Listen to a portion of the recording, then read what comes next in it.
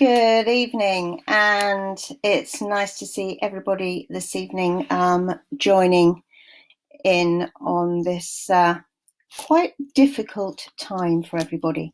So we're going to be looking at emotional well-being because at this very difficult time, as I've just said, people's emotional well-being tends to be in a very different place than it is normally. And so hence, a lot of people are really struggling to actually cope with the day-to-day life. So here we are on a Tuesday evening, and we are now looking at this situation that we're all finding ourselves in. So what we're looking at is living in uncertainty, and this can be very difficult for many people. I'm struggling with some of the devices this evening. Let's hope you are all tuned in. Okay, so we're living in this uncertain times, so let's all get centered. And that's what I really want you to try and do this evening now, is get actually centered and think where you are at this moment in time on a 1 to 10. Where are you? I would feel that you are possibly looking at around, some of you are 4 or 3, but very few of you is probably thinking that you're on maybe a 9 or a 10. So this can be very, difficult times. That's what we're trying to say for so many people. So I'm starting the evening and I'm at a 6. I have been fortunate enough to go and leave groceries for my 92-year-old father today, now with the view that I will probably be not seeing him for another 2 weeks. Also, I've managed to sort out being able to work WhatsApp. So most important people I am seeing on a regular basis. And so that's helping to keep my numbers up to number 6. So let's have a real think. So where are you all? So let's think about getting centered. Now, it's difficult in times like this to actually think about gratitude. So maybe because it's difficult, instead, let's find 5 things that are going right for you right now. What is going right in your personal world right now? Maybe it's that you are all home as a family, and so you have that safety. Maybe it's that you are one of the very fortunate people who are able to work from home. So you have still some income, because this is very frightening times for so many of us. So think of those 5 things, because I will talk about gratitude as we go along and towards the end of this evening's session, but it is very difficult, and I understand that at this time, because so many of us have concerns about family and friends and neighbours, and we're just overwhelmed with the news and this constant beating of what's going to happen next, and it beats in our brain, and so many of us don't understand what's really going on and what's being said. So we also need to look after ourselves and look after our own emotional well-being. It's so important to be able to distance ourselves but still be available for others. Now that sounds a little bit contradictory, but this is what we have to learn to do at these very difficult times when we are all trying our hardest to do what's right for everyone within the household, and as we say, within our close community, even though we're now in the position where we're all behind closed doors. it is important to still feel that we have a purpose, because that's part of, our good self-esteem and our actual human makeup, that actually having a purpose in life is important. So many people feel that, unfortunately, when you don't have a purpose, i.e. when you retire, all of a sudden, because work had always been your purpose, you don't have a purpose in life. And that's when we can look at low self-esteem and stress and going down into depression. So firstly, let's all look at structure. It is important at this time, and I want you to really think about this all together. It is important to still feel that we can actually have a routine, we can still be individuals. And even though it could be a very crowded household, you may have, young adults back from university, you may have children away, obviously, back from school, your husband may be home, your wife may be home, your partner. It's very strange environment that we're not used to, but we can still be individuals, and it's so important that we hold on to that. So, what are your individual needs? Let's have a think. Let's look at those individual needs. Think about it. What's really important to you? What do you need? Because your needs will need to be met throughout this very difficult time that we're all finding ourselves in. So firstly, we look at possibly routine, time alone, exercise, healthy eating, sleep, good communication, or making sure it's the right kind of communication, because many people find it too much and too overwhelming to have that constant communication with people. So it's looking and valuing when we need that time out. So many of us are also experiencing fears that we never thought we would experience in life.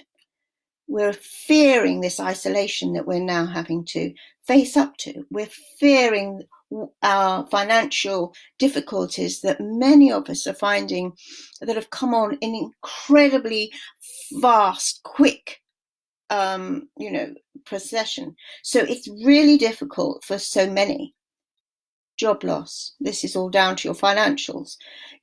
Looking at our own mortality is something that I have heard, over the last 3 weeks has been coming up in the therapy sessions more frequently than usual, and looking at our parents or other people's mortality, where usually this is something that, is not so pronounced in the way that we're thinking.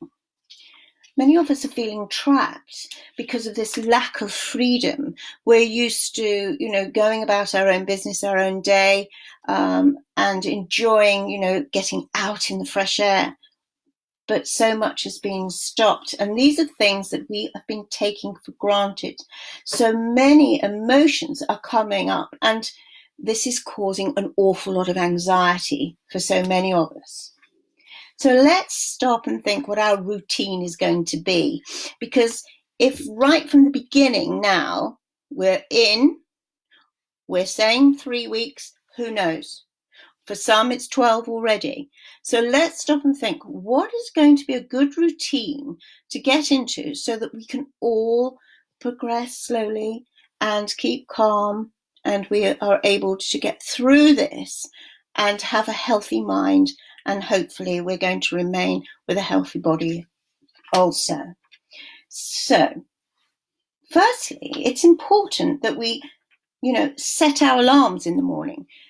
Not just think, oh, we're on holiday, I'm not working till 10, or I'm not working at all, or it doesn't matter if the children don't start doing any of their schoolwork, if we're involving children in continuing schoolwork. Whatever's right for you, but it's important that we set an alarm that is sensible, so that you are not spending too much time just laying in bed. We are at home and we're working, we're looking after children, animals, and we're not ill. We're actually in a situation and we're there not through choice. So it's start the day with a good personal hygiene. That sounds quite bizarre, but we've all had that lazy pajama day on a Saturday or a Sunday when you think, oh, all I'm going to do is clean my teeth. So it's making sure that we don't have too many pajama days. It's making sure that if we are getting up for work, that we actually get up and take ourselves to our quiet space to be able to work, having washed and got dressed and not sitting there just in our pajamas. It creates a different frame of mind, and it is good for our mental health. Don't make do. Most of us have been fortunate enough to have food in the cupboard and fresh milk, or, if we freeze it, whatever. But things like that, basic things. If we are not milk drinkers, there are many alternatives like almond milk, things like that really last, which is absolutely fantastic. So don't make do. Have a healthy breakfast. Food is fuel the same way as sleep is fuel. So I want you to think about these things and think, why should we go without? No, this is a time to really look after ourselves and our own physical and mental well-being. Is this the time to exercise? Well, yes. There are many ways we can exercise at home. There's YouTube videos. There's, a lot of the classes. I know my Pilates class is running now online. There's lots of different things. Classes over Zoom. There are great things for children that they can join into online as well. So it's exploring that and finding out what works for you if you are at home and you need to get that exercise. And when I say if you need to, try and look at it as part of your routine, and it's a must, because we all need to keep healthy, keep going. Now, if you are fortunate enough to have a garden and you can go out, that is fantastic, because spend time out in the garden. Gardening is a real boost. It's exercise, it's fresh air, it's nature, and it's amazing what you can learn through nature. So there's lots of lovely things that we can include in this routine. But try and include every single day some form of exercise, good healthy eating, and drink plenty of water. So if you're working from home, try and find somewhere that it is bright, comfortable, as you may be sitting there for some time. This is my office at home, and as you can see, I've got very bright lights. I have a window here to my left. So tomorrow morning, I'm fortunate enough to be working, and the blind will be up, and we will get some natural daylight through, and hopefully, some sunlight. It's making yourself comfortable. It's not thinking, I can't sit here and really get involved in what I'm supposed to be doing, because you could be sitting there for some time. So it is important. Also, it's staying there and looking and thinking, right, I would like to be at my desk by 9:30, whichever's right for you. It could be earlier, could be later. But it's also important to take regular breaks. We would possibly get up and walk around the office, walk across the trading floor, whatever we would be doing. So why shouldn't you, if you're working at home, take regular breaks? And it's important to take those regular breaks away from the screen as well. So these are all things that are going to help with your emotional well-being. They sound as though they're everyday things that many of us really don't need to hear someone like myself talking about. But at the moment, it's just that reminder that, it's important. Eating regularly, as I said, with breakfast is going to be vital, and not getting into that snacking, because if we get into snacking, then further down the line, there will be many people who will start to feel sluggish, they will feel uncomfortable, and so that will be another stress area, and their concentration will go mid-afternoon if they have been snacking a lot and on the wrong foods. So it's important to eat healthy. Very important that we get down and we're doing some planning, and that can be fun. It doesn't have to be difficult at this time. It's involving others, it's involving people within your household that you think, actually, let's get on and let's do this together, because it can be so beneficial if we all join in.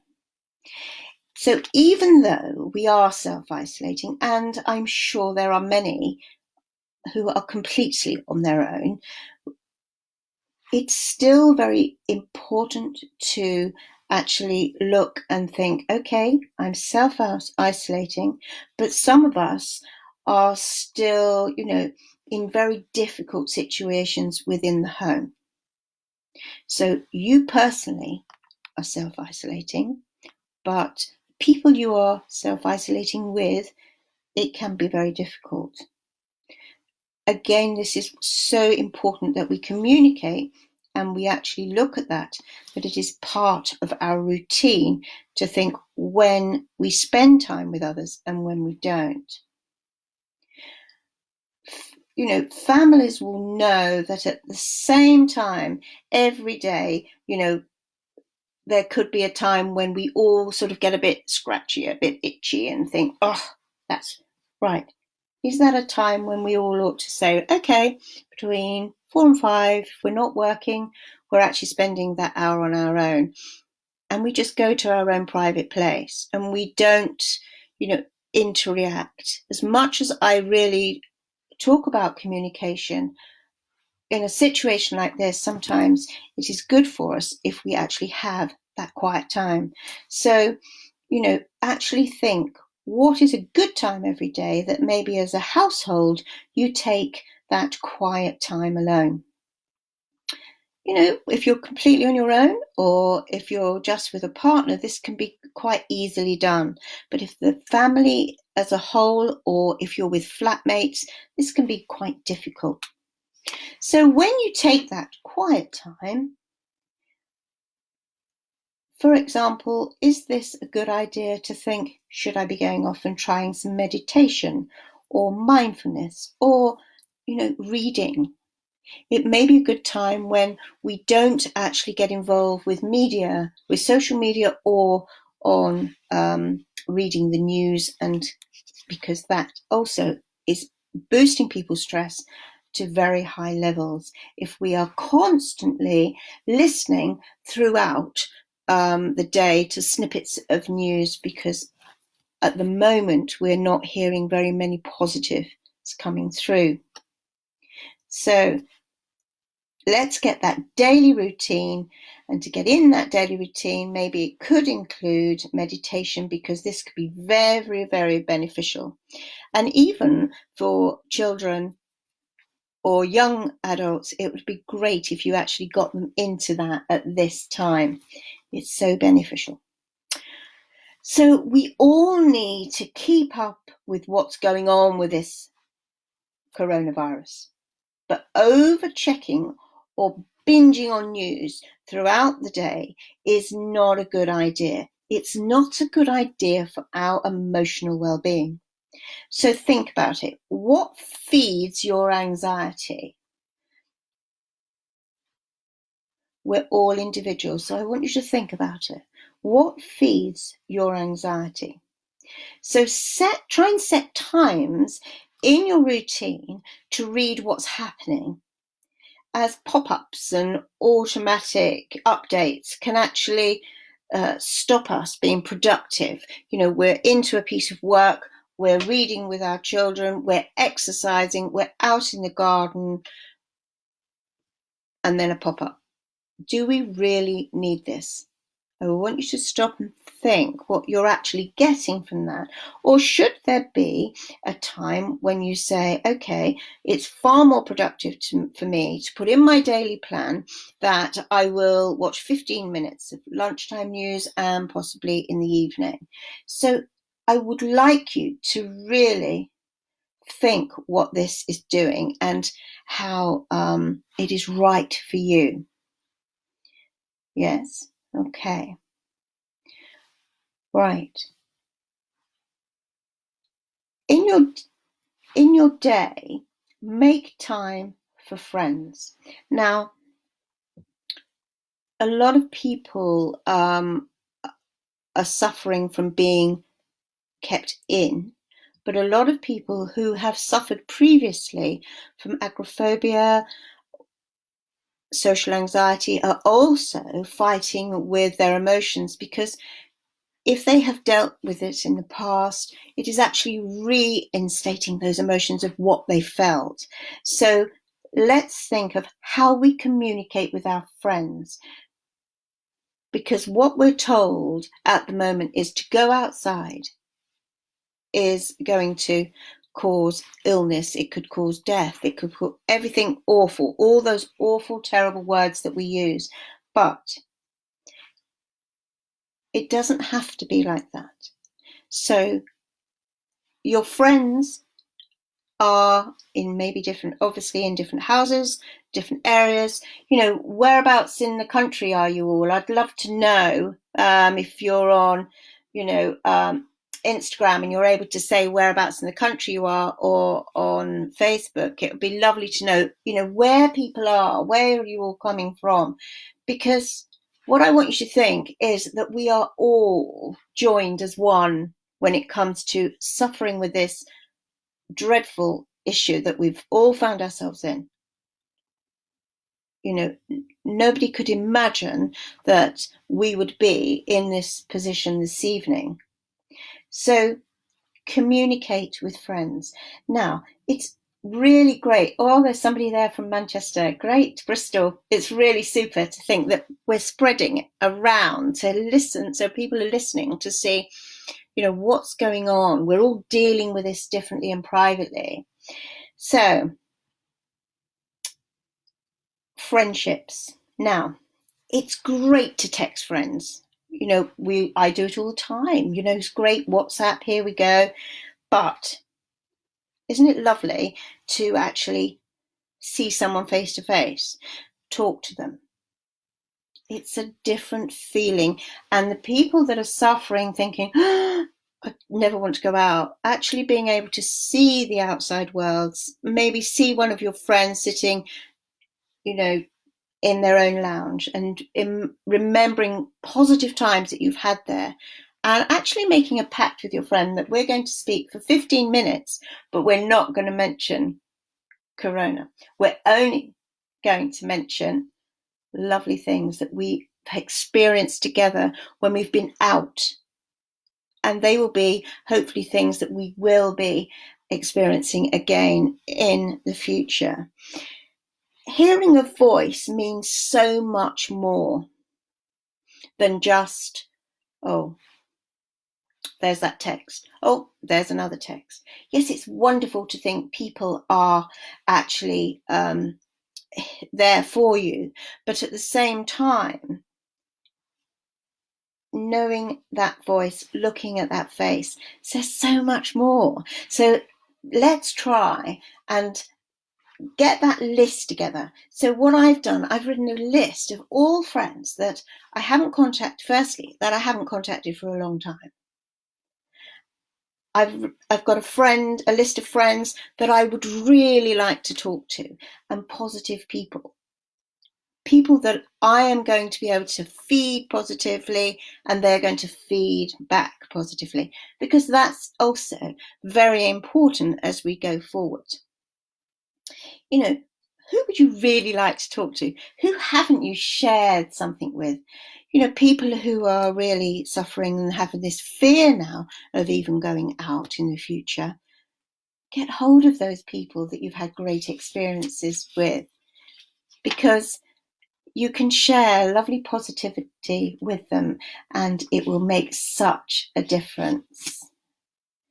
Okay. All right. So let's think friends are great, right? talking to them, making that list, calling them. By checking in, it's you're helping, and you're helping them. So it's a two-way thing, as I was just saying. Limit the time you talk about coronavirus. Another positive. Think of the positive possibility and the fun things that we have to come and that we can share then in our daily routine that's going on now. What's going on now that's fun? What's going on now that's positive? Hopefully, part of it is that we are healthy. And we've got a healthy mind, and we can keep a healthy body. Because by doing as we've been asked, this will hopefully help us to actually gain that and keep going. And it's also nice to see more people arriving from Watford and from Norfolk. So great cheers going out to them. Really pleased that people are letting me know where you're from and who I'm speaking to this evening. Okay, relaxation. Now, some of us are getting up. I'm hearing it already. We're going buzz, buzz, buzz. We've got to keep going. Oh, we can't just sit down and do nothing, because actually we always relax at some point in the day. So just because we are at home, it doesn't mean we've got to get all those jobs done in the first week. Come on, pace yourself. What are we talking about tonight? We're talking about physical health, and we are certainly talking about mental health. Our mental well-being, emotional well-being is number one. We deserve to be happy. We deserve to look after ourselves and take care of our mind and our body at this time. So, relaxation, closing the door. When we've done a day's work, or as many hours that we have to, or when the children are now tucked up in bed, or when it's time just to relax, try and close the door and just step into a comfortable place, a comfortable space that's right for you, and just then start your nighttime routine. Because when we're talking about our nighttime routine at the moment, it's even more important, so that we don't hit that 4 o'clock in the morning where we wake up, ding, wide awake, and our anxiety is going. Our hearts are racing. Some of us actually go into panic attacks, and I've heard from many clients that they are already experiencing that around that 4 o'clock. So it's actually thinking to ourselves, okay, we need a good routine going to bed. And if it means we go to bed earlier, does it matter? If it means that, we manage to actually take a longer routine to get ready so that our mind is nice and clear, does it matter? At this moment in time, it really doesn't. Let's look after ourselves and look after and see, how we can get this anxiety all in place. So our nighttime routine may be a little bit longer. If we are feeling anxious, we will find it difficult to sleep. And poor sleep will affect our immune system. And we want to keep that immune system right up and really going properly. So we need to function. We all have some, what are you bad at? What habits around bedtime? Those, what is it? We all have that little bad habit that we don't turn our internets off too early enough, or we're texting in bed. If that's a bad habit, let's try and knock it on the head. This is a time that we can create change, and we can create some really good habits. And the fact that we can create good habits, hopefully when this is over and we're through, we're going to feel far better to be able to, go back into the outside world and to get on with life and feel so much better for it. So, we all have them. It's a time to try and break them. So it's trying to break some of these by sticking to your positive routine, as then we know that sleep is fuel and we all need that fuel to keep us going at the moment. It is difficult, but this is a time not to call, the members of family who may cause you anxiety, or read emails that can clearly, cause you stress. All those things can wait till morning, where previously in our lives, a lot of us would actually think, I'm going to call that person because I'm at work all day tomorrow and I just haven't got the time. Or, I'm going to do that email tonight. It will save me doing it in the morning. But we are actually, for most of us, able to step back and have that little bit more time and actually lead a slightly calmer life. I am very fortunate to have a day's work tomorrow, but I'm not getting up at 5:15 as I usually do. I'm very, very fortunate to not be getting up till 7:30.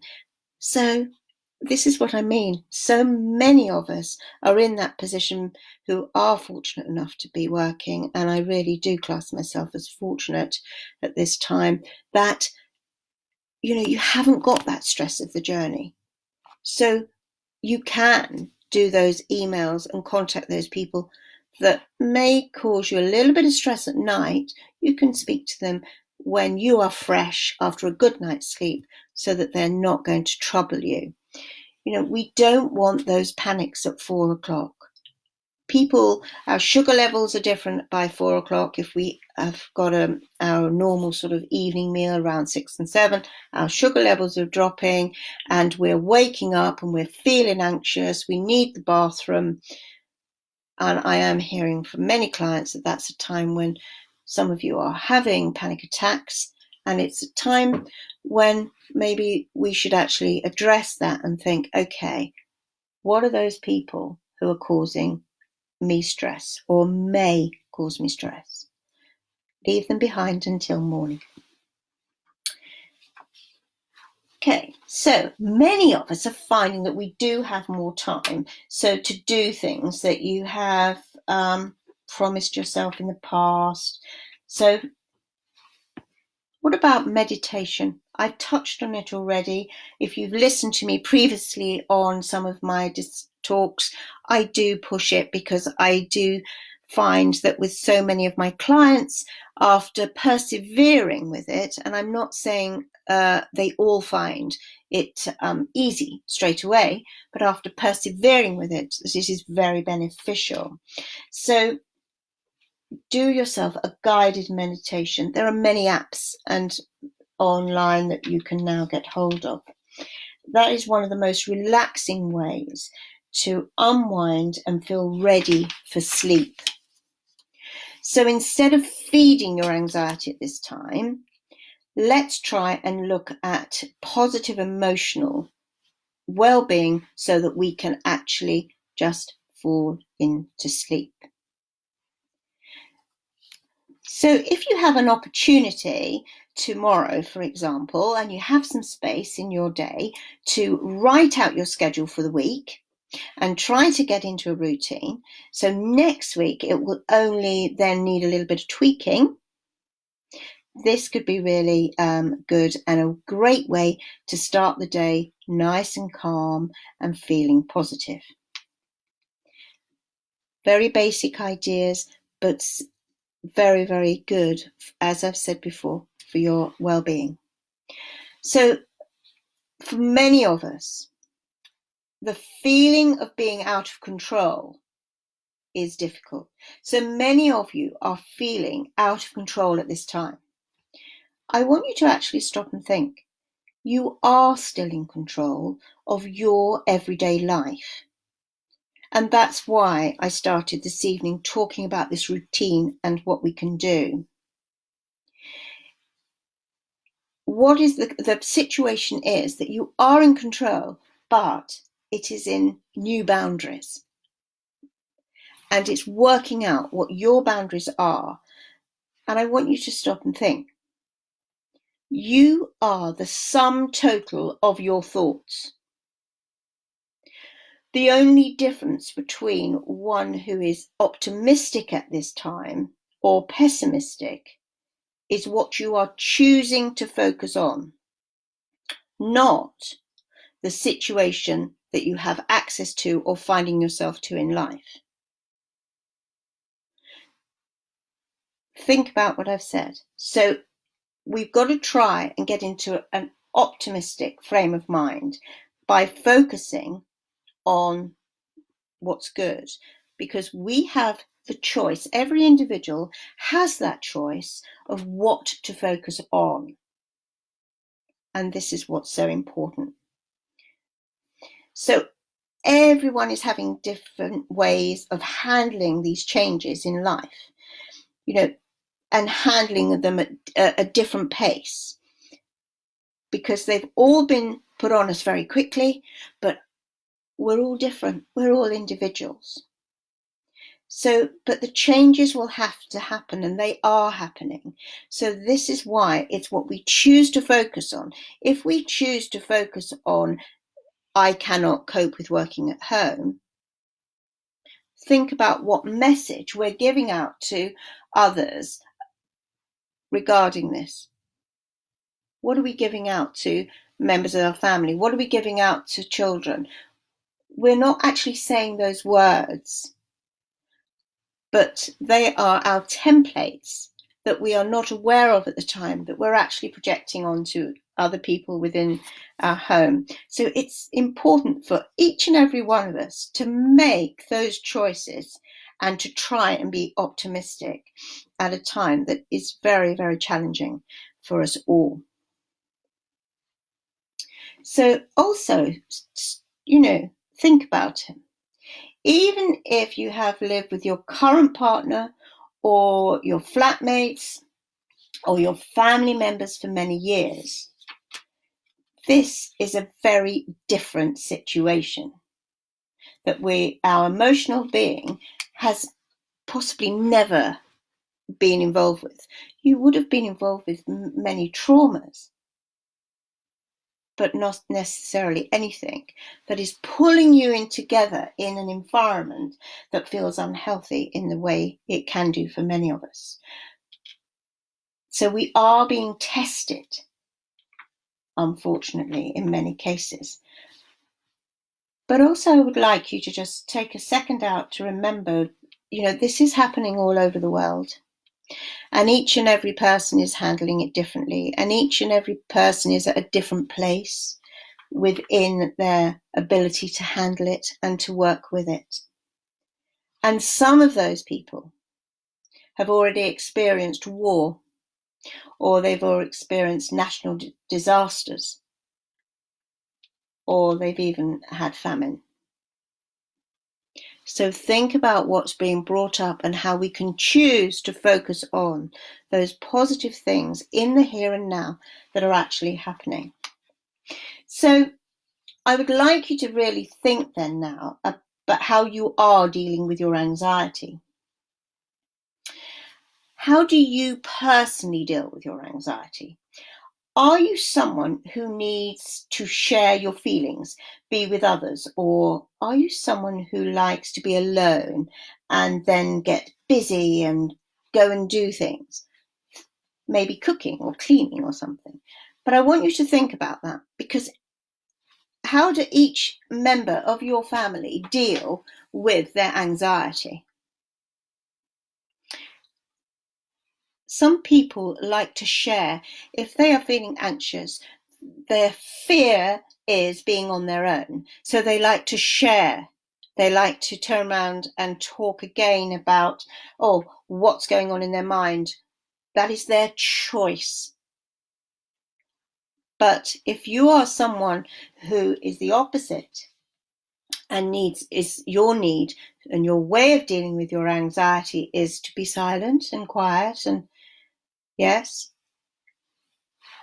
then I think you're on the other side of the scale, and it can be very difficult for someone.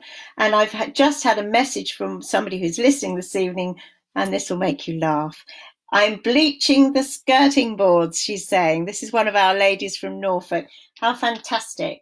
Well, there, you can't say that's wasting time. And that's her way. She's shared with us here this evening of dealing with her anxiety.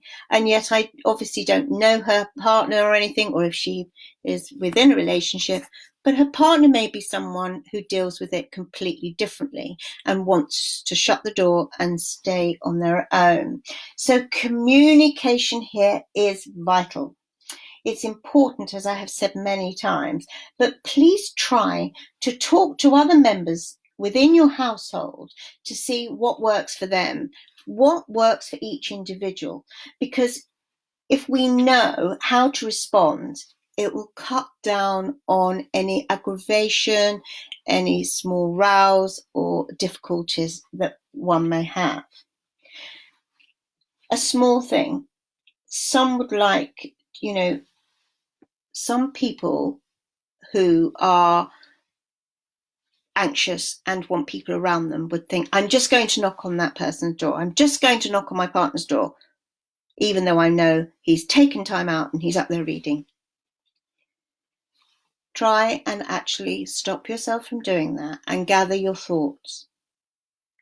What need is that fulfilling for you, and what need would that fulfill for him? I don't usually encourage, and certainly not within the home, texting. But this is a time when maybe you do send the person who is isolating within isolation, the situation that we're in, and actually send them a little text saying, I'm ready when you're ready to talk, or if you need me, I'm here. No pressure. The difference can be very calming, and it's less pressure, and that's what we're trying to keep, that everything at bay, so that there is less pressure within the environment and within home. Now, many of us are very sensitive at the moment, oversensitive. I've had a lady this evening who has shared saying, she's very frightened to start going out again because she suffered previously. Think of people and how many of us that are feeling very sensitive at this time. And for people that are usually very sensitive, this is even more difficult than people that are usually just, on a relatively stable level, where they don't feel those sensitive about other situations around them. It doesn't mean we're ill. It doesn't show weakness. It doesn't mean that one is stronger than the other. We are all handling this in very different ways. And that's what I really want you to understand. Very different. Okay. So think about those sensitive people. We all know someone within our home that is feeling that way. There's job losses, there's general health, there's friends and family. But listening to people, and that's what we need to really start to hear. People who are very sensitive are presenting that they're crying a lot more, or even grieving about the situation, even though it hasn't actually started and it isn't happening. They're grieving about what might happen, not what is happening, and not what's happening in the here and now. So they're grieving in advance. So I'm asking you to please try and connect with others and to be realistic, to stay calm.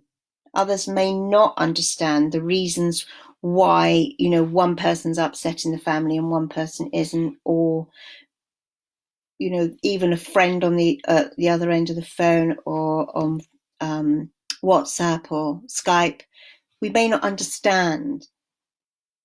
But if we can just try and stay calm and be there and listen, the value that will do is tremendous. The value of your friendship, it will enhance them. And this is what I've always say is embrace it. Embrace what's going on around us. It doesn't have to pull us down into that negative place. So this is where our self-care really matters. So, think of what I was saying earlier about the basics. I want you also to think about the negative things of alcohol and recreational drugs, or painkillers, or some of the medication that we're all on, and making sure that we are taking the right medication, that we are not drinking excessively because we feel, well, we haven't got to get up early in the morning or whatever. I want you to actually stop and think to yourself, why am I having that extra glass of wine or that extra drink this evening? It's not restricting yourself. It's looking after your own well-being, because yes, the alcohol will make you feel good that evening, but it will also upset your sleep pattern, which we have already spoken about, and how important that the sleep is to you. It will also bring you into a down mood the following morning, where possible hangover, but it will certainly lower our mood. And then, unfortunately, we tend to drink again to try and get our mood back up, but it will cause anxiety. And in this anxious time, to actually try and use something that will enhance the anxiety and make it even worse, we've got to stop and think, where does that actually come in to our self-care? So another little thing to actually stop and think about, if we didn't used to drink every evening, why do we need to now? Think about all these little things. Think how important, you really are. Okay.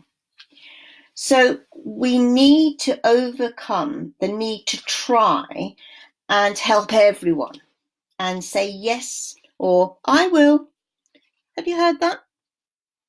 I've heard it too many times, or I've heard myself say it too many times. Oh, I will. Oh, yes, I can do that. No problem. But is that right? I don't think it is, because we are now trying to look after ourselves. And this is what we class as boundaries. We need to put these boundaries in place. This is where boundaries and communication is once again important. We do have the right to actually say, no, at this moment in time, I cannot do that. Or say to ourselves that we're not able to do it. Okay, so think about this going forward. We are hopefully now doing what we can to contain this virus. So this is where some of the media that we were speaking about earlier may be a time when, if we continue looking and continue, it can become negative. Not everyone can cope with so much from the media. It's really looking, and I want you to really take that on board now going forward. So step back, take time away from it, as this can escalate your waves of grief if we are that sensitive person. Think of those gremlins that we all have. I don't know anyone who doesn't. Those gremlins in our head will start giving us self-doubt. And we will start to think we can't cope. And when I talk about panicking at 4 o'clock in the morning, this can also happen at any time during the day when all of a sudden those gremlins start to take over. We can cope. We can. So stop. I want you to stop. They are just thoughts. And you are doing your best. Now, each and every one of you out there, each and every one of you is doing your best. Start believing that. If you are doing as we've been asked and you're following the guidelines, which I hope by now, you all are, you're doing your best. If you are functioning at home and you're able to cope with everyday life, and we're trying to get this routine going, you're doing your best. Please really start to think about that yes, you're doing what you can. You're doing your best. And we have these gremlins that are saying, oh, I'm not good enough. I should be doing more. You are doing your best because you are unique. So I want you to take time and think of ways to deal with this situation in your own time and in your own way. And remind people of your needs. Think of what your needs are. Take a note. So when we're mixing and we're dealing with people and we're looking at our own needs, at this difficult time, I would like you to actually stop and think, okay, is too much social media bad news? Do I need to respond to that person now? Do I need to respond, at all? Is this person going to drain me or uplift? I always think of drains and radiators. So is that person going to psychologically be warm and comforting if you communicate? Or are they going to drain you? Are they going to drain you of this last bit of energy that you've got to try and keep everything calm and nice? Is it worth putting that extra energy and exchanging that energy? Or am I giving, but am I actually not receiving? And two-way communication is so important, that we give and we receive. Can it actually wait? Right. I am not in a good place at the moment. I'm having a little bit of a downtime. I haven't eaten. I need to sort the children out. I need to do whatever. I'm on my own completely, living on my own. And so I need to make sure that I have plenty of food, and I'm going to cook this afternoon, whatever it may be. So can it wait before I actually speak to that person? What would be a better use of my time? That's what I'm trying to say. Would it be a better use to actually think, okay, when I relax this evening, if this person is a positive person, I will contact them then, and that will be part of my relaxation. It's sorting out your day and how it really works. So again, it's going back to the media of trying not to binge. I'm aware that we're coming up to time, unfortunately. Do you need those sort of immediate, oh, yes, this has happened. Oh, something else has happened. Oh, there's another, something to do with Spain, something to do with Italy. Do we need this? So instead of worrying which friends, about your anxiety and what is going on within your anxiety, I want you now to actually think action. How can you replace those anxious feelings with action? Okay? I've heard a lot of people who have started, which is a really lovely thing, fostering animals because of people going into hospital. Now, our NHS staff are working incredibly hard. Their anxiety is, beyond. But let's bring it back into place. I want you to actually think, how are we dealing with that anxiety? Maybe that's where we can help some of our NHS staff and be able to say, okay, are you a person who lives on your own? If so, would you like me to take care of your dog? All these little things are really good for helping people that are working. Think of charity. is there a charity that we can help from behind closed doors?